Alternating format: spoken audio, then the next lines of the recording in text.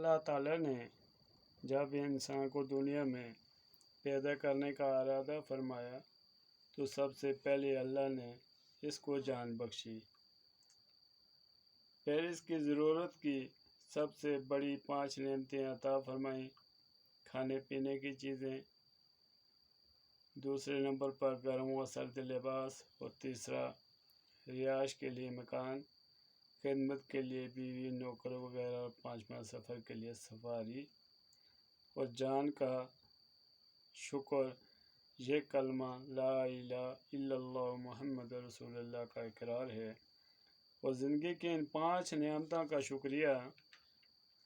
5 نمازیں مقرر کی تو جو شخص 5 وقت نماز پڑھتا ہے وہ ان 5 نعمتوں کا شکریہ ادا کرتا ہے، اور جو جان بوجھ کر نماز نہیں پڑھتا وہ کافر یعنی ناشکرا ہے۔ من ترک الصلاۃ متعمدا فقد کفر، حدیث ہے کہ جس نے جان بوجھ کر نماز چھوڑی تحقیق اس نے کفر اور ناشکری کی،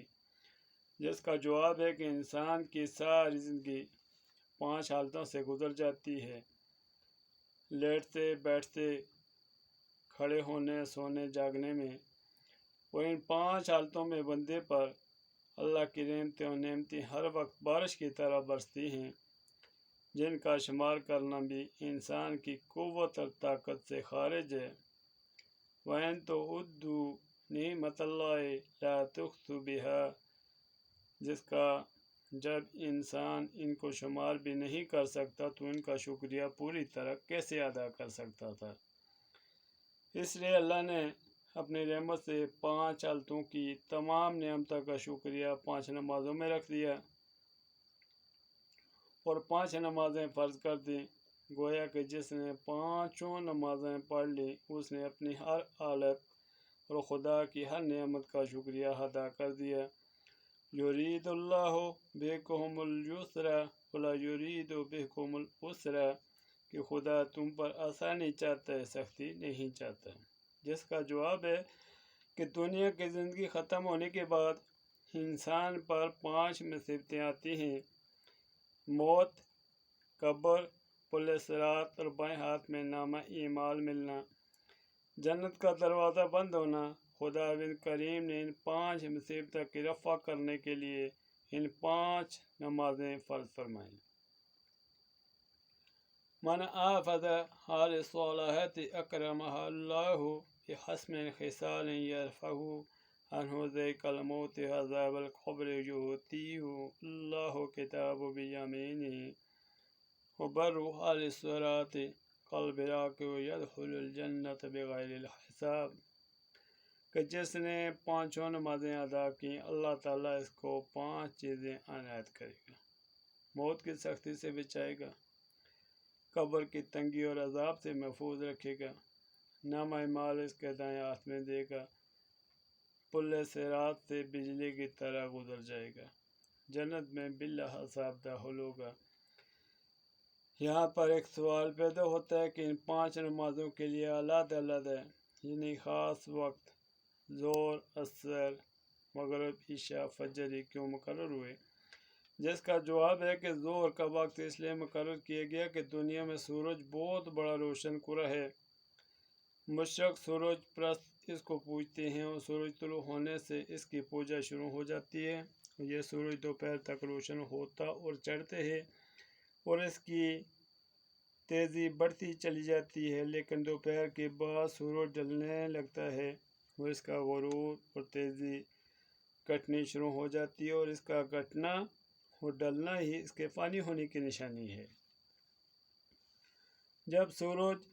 ڈھل گیا تو خدا برحق نے اپنے بندوں کو حکم دیا کہ اے لوگو،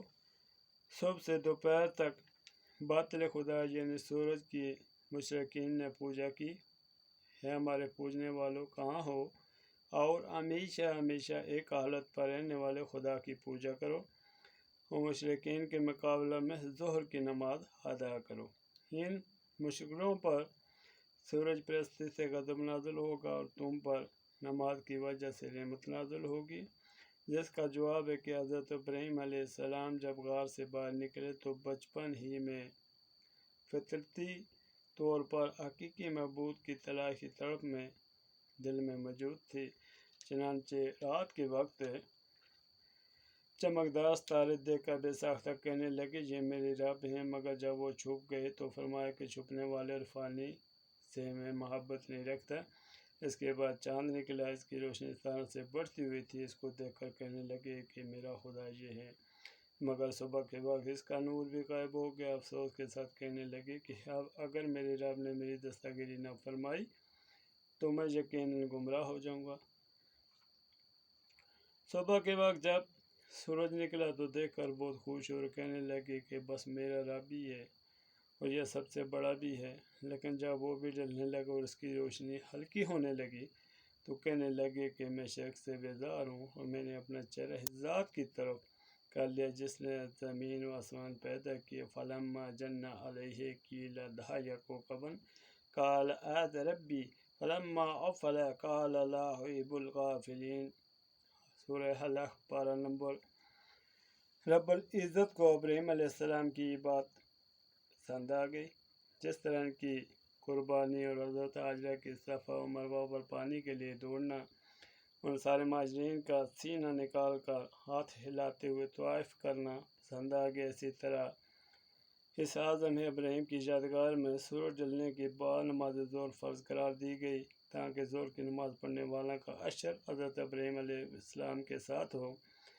اور قیامت میں حضرت ابراہیم علیہ السلام کے ہمراہ وہی لوگ ہوں گے جو آپ کا اتباع و تابعداری کریں گے۔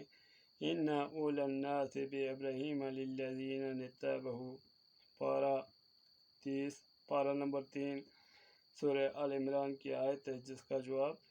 کہ حضرت علی کرم اللہ وجہہ فرماتے ہیں کہ ایک روز حضور صلی اللہ علیہ وسلم مہاجرین کی ایک جماعت میں آپ تشریف فرما تھے، اتنے میں یہودیوں کی ایک جماعت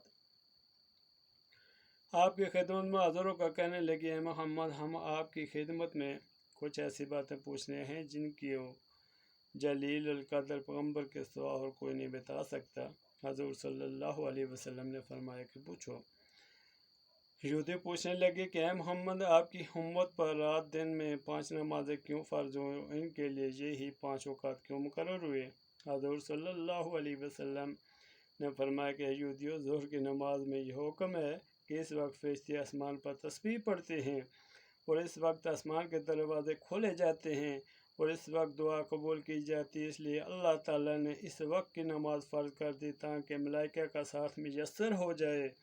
اور ان کی دعا قبول ہو جائے، ان کے اعمال جلد آسمان پر پہنچ جائیں۔ جو شخص ظہر کی نماز پڑھے گا، حق تعالیٰ اس کے جسم کو آگ پر حرام کر دے گا اور دوزخ میں نہ جائے گا۔ اس حدیث کو اگر کوئی صاحب کتب صحیح میں پائیں تو مہربانی فرما کر ضرور اطلاع دیں۔ السلام علیکم ورحمۃ اللہ وبرکاتہ۔